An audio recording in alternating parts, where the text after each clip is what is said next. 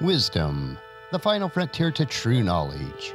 Welcome to Wisdom Trek, where our mission is to create a living legacy, to seek out discernment and insights, to boldly grow where few have chosen to grow before.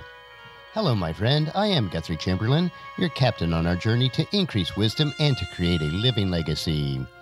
Thank you for joining us today as we explore wisdom on our second millennium podcast. This is day 1008 of our trek, and it is time for our Philosophy Friday series. Each Friday, we will ponder some of the basic truths and mysteries of life and how they can impact us in creating our living legacy. As we continue on this trek that we call life, sometimes we have questions about life. So our Friday trek is a time where we can Ask Gramps. Gramps will answer questions that you would like to ask your dad or granddad, but for whatever reason, this is not possible.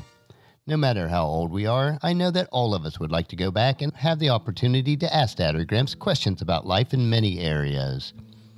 Understanding ourselves better and how others may interpret life through their paradigm will allow us to interact with each other with more love and compassion. This can be achieved by utilizing a profound tool called the Enneagram. The tool that we refer to the Enneagram is a circle of 9 interconnected points. Ennea refers to 9 and gram referring to a drawing. Check out today or a prior week's Wisdom Journal for a representation of it. I have also included in today's Wisdom Journal a copy of the Enneagram at a Glance, which was compiled by Suzanne H. Eller. If you'd like a PDF copy of it, click on the link in today's Wisdom Journal located on our website at wisdom-trek.com. For additional insights, I would recommend a book called The Road Back to You, written by Ian Morgan-Cron and Suzanne Stabile. It is an excellent book about the Enneagram journey to self-discovery from a Christian perspective. We have concluded our deep dive of the 9 personality types, which are the reformer, the helper, the achiever, the individualist, the investigator, the loyalist, the enthusiast, the challenger, and the peacemaker. 2 weeks ago, we began a series of episodes on the type combinations. What are the potential relationship benefits and issues with each combination? Covering all 45 different potential type combinations will take us several weeks, but will be valuable in understanding each other, regardless of what type you are and what type those whom you interact with each day. Since we are exploring the Enneagram in detail, I would also recommend reading the Wisdom Journal for each Friday to see the diagrams presented each week. As helpful as the Enneagram is, though, keep in mind it is still only a tool and cannot replace or usurp the precepts that are found in God's Word. We are responsible for every decision and action that we make in life, and those decisions and actions must be in harmony with God's precepts. So the question for the next several weeks will be, Hey Gramps, why do people act or react to situations and circumstances in life so differently? How can I gain wisdom to better understand myself and others so that I can love, serve, and minister to them on a deeper level? So today, let's look at the Enneagram type combinations. And the first one for today will be the Enneagram Type 1, the Reformer, with the Enneagram Type 7, the Enthusiast. What each type brings to the relationship. Enneagram 1s and 7s have a particular complementary and reciprocal relationship. They are opposites who can either bring something needed to the other person, thereby helping them to achieve new growth, or, as we will see, they can drive each other further apart by playing on each other's weaknesses, whether consciously or not. 1s bring conscientiousness, orderliness, good work habits, methodical attention to detail, and pleasure in maintaining excellent and high standards. 7s bring spontaneity, high energy, curiosity, and orientation toward fun and adventure, the desire to try new things, and the ability not to get hung up with getting everything done perfectly.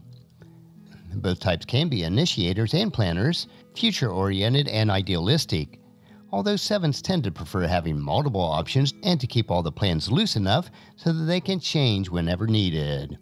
They bring freedom and spontaneity. 1s are more methodical and help 7s stay on track.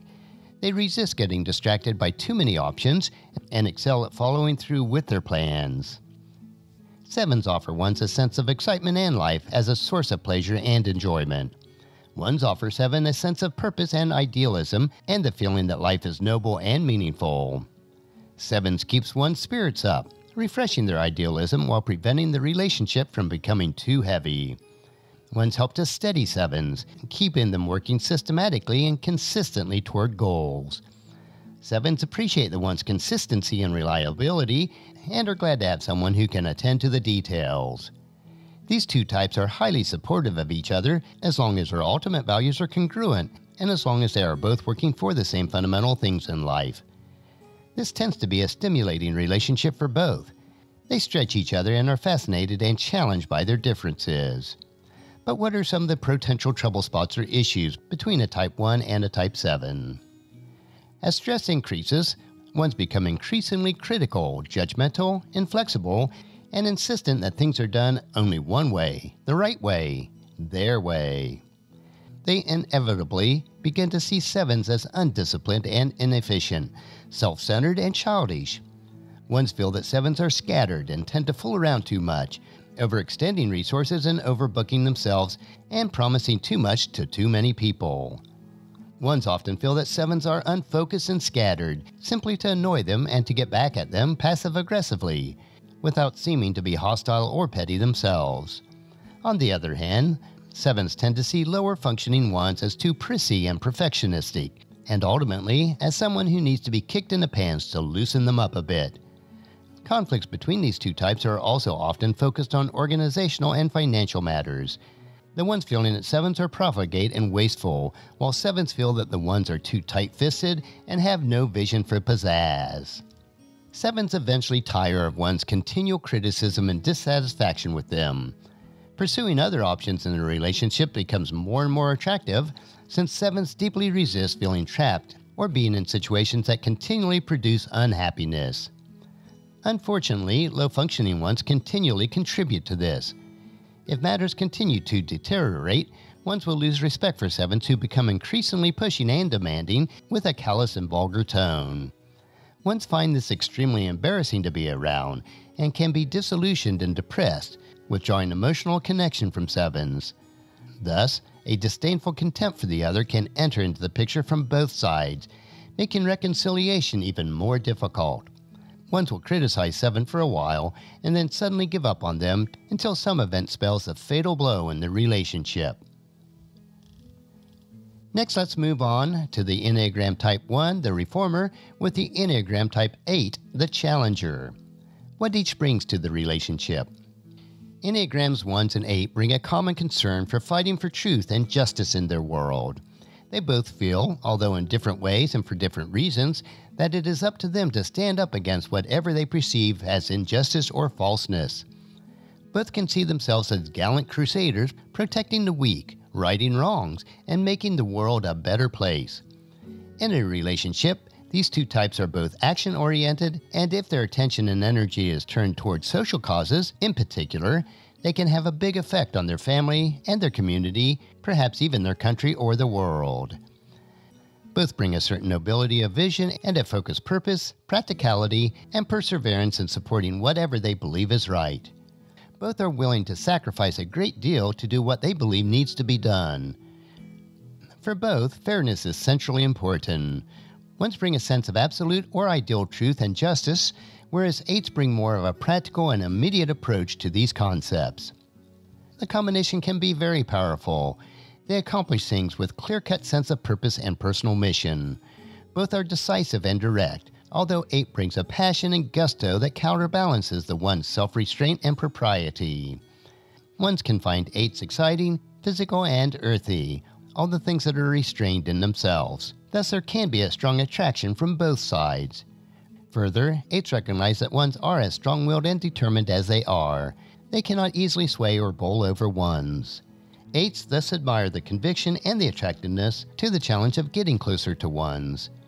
In many ways, these two types are opposites, the pirate and the schoolteacher, although both can learn a great deal from the other, if they are willing to listen to someone with such different values, reactions, and ways of doing things. What are some of the potential trouble spots or issues for the Enneagram Type 1 and the Enneagram Type 8? What breaks 1s and 8s up is often the very thing that attracted them in the first place. How different they are from each other. They're like fire and ice. This is a relatively rare romantic pairing. It is easier for them to be friends or colleagues than to live intimately together. Both want to be in charge. Both want to accomplish something significant, but they tend to disagree about the means to take. Ones tend to be self-controlled and restrained in their self-expression and methods of doing things.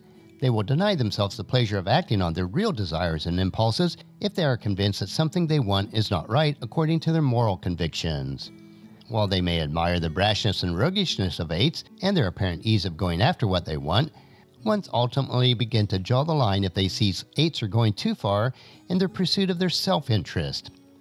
Ones can begin to regard 8s as selfish, insensitive, aggressive, and morally corrupt. They may admire the outlaw bravado, but abhor where it leads them and how much chaos and destruction it creates in the wake. Ones can begin to see 8s as crude, untrustworthy, and violent. On the other hand, 8 sees ones as hypocrites who preach one thing publicly while doing the opposite privately. They see ones as rigid, self-righteous, nitpicky, and utterly unrealistic about the way the world works. 8s often want to do more outrageous things just to provoke the morally judgmental one into apoplexy. Both respond with anger before they will acknowledge hurt or fear. They can both get into rigid positions and feel that they cannot back down. Violent arguments can often ensue as the relationship flies apart in personal attacks. This is one relationship that is much more difficult to fix once certain thresholds of abuse have been crossed. Next, let's move on to the Enneagram Type 1, the Reformer, with the Enneagram Type 9, the Peacemaker. What each type brings to the relationship. These types understand each other from the inside, as it were, and for better or for worse, they can see many of their own traits in the other. On the positive side, each can bring a certain idealism and desire to change the world, to make it a better place. 9s bring a more interpersonal orientation than 1s to their idealism. Both can be self-sacrificing and hardworking, and willing to put their own personal needs and interests aside for the welfare of others. Both are also able to delay the rewards for the long-term good that they seek. 1s bring clarity and rationality, and the ability to articulate ideals and understandings. They strive to improve themselves and their environment, are conscientious, have a high ethical and moral standards, and are fair and consistent. 9s bring a gentle, accepting quality that nurtures and supports others without as much explicit demand for self-improvement. 9s are steady, easy to get along with, feel uncritical and undemanding. They prefer harmony and smooth relationships over the pleasures of being right or having the last word in a situation. In short, 9s tend to take a bit of the rough edge off the criticality and seriousness of 1s, while 1s give clarity and directions to 9. Further, 9s feel that they have a mission in life, and they are able to inspire 9s to become aware of their own purpose and to want to follow it. This can be a highly altruistic couple who balance idealism and humanity. As a couple, they are gracious company, hospitable and generous, but they also need time to be alone with each other as a couple. They have a mutual love of nature and animals that may bring them closer together, as well as their love for children and family. 9s will soothe 1s, while 1s will remind 9s to strive for excellence. But what are some of the potential trouble spots between a Type 1 and a Type 9? The main problem area for 1s and 9s has to do with the opposite ways that they deal with conflict and rising stress. 1s tend to become more openly frustrated with themselves and others, and with the feelings that things are not going to be as they should. They begin to exude prickly anger, edginess, and a dissatisfaction with everything and everyone. They become obsessed with finding who is at fault and with legislating how things could be improved. By contrast, when conflicts and stress increase, 9s begin to shut down and withdraw. They become less effective at correcting problems and less able to speak about their feelings or discomfort. The worse things become, the more 9s attempt to tune them out while maintaining that nothing is the matter. Thus, judgments about the 9's judgment and competence and willingness to take responsibilities taints the one dealings with 9s, while resistance and denial of problems, with a barely suppressed undertow of anger, infect the 9s. It is difficult for 9s to step up to the plate and to take a level of responsibility that the 1s are looking for. The more 1s push 9s to respond in the way they want, the less 9s are willing and able to do so, and they retreat into widespread passive-aggressive behavior. To 1s, this feels like a willful resistance and culpable negligence. The quiet indifferences of 9 only infuriates the ones all the more. In short, it is difficult for ones to respect 9s, just as it is difficult for 9s to feel comfortable with and able to express themselves to the ones. Ones eventually become more self-righteous and intolerant, while 9s become more uncommunicative and stubbornly unresponsive. When in stress, others find it very difficult to be around this pair because of the obvious, painful zingers pointed at the 9s by the ones, and because of the aura of barely suppressed rage coming from the 9. This couple gets frozen in their anger, with no way to melt the impasse. Well, that covers the third 3 out of the 45 possible type combinations. We will continue each week to look at 3 additional combinations as we work our way through all the combination of the numbers. Regardless of your personality type and the personality types of those whom you interact with, either in person or online, we must follow God's Word as we are told in John chapter 13, verses 34 and 35. So now I am giving you a new commandment. Love each other. Just as I have loved you, you should love each other. Your love for each other will prove to the world that you are my disciples. And also in Hebrews chapter 10, verse 24. Let us think of ways to motivate one another to acts of love and good works. Join us again next Friday as we explore further the Enneagram on our Ask Gramps episode. We will continue to explore the type combinations and how best to maintain meaningful and productive relationships with each other. The information that we discover will allow you to unlock who we are as we travel on this trek of life and discover more about ourselves and others as we impact God's kingdom. I know that you'll find these insights interesting, practical, and profitable in living a rich and satisfying life. Our next trek will be Meditation Monday, where we will help you to reflect on those most important areas of life. So encourage your friends and family to join us and to come along with us on Monday for another day of Wisdom Trek, Creating a Legacy. If you'd like to listen to any of the past 1007 daily treks or read the associated journals, they are all available at wisdom-trek.com. And I encourage you to subscribe to Apple Podcasts or Google Podcasts so that each day's trek will be downloaded to you automatically. And thank you so much for allowing me to be your guide, your mentor, but most importantly, I am your friend as I serve you through the Wisdom Trek podcast and journal. And as we take this trek of life together, let us always live abundantly, love unconditionally, listen intentionally, learn continuously, lend to others generously, lead with integrity, and then leave a living legacy each day. I am Guthrie Chamberlain, reminding you to keep moving forward. Enjoy your journey and then create a great day every day. See you on Monday.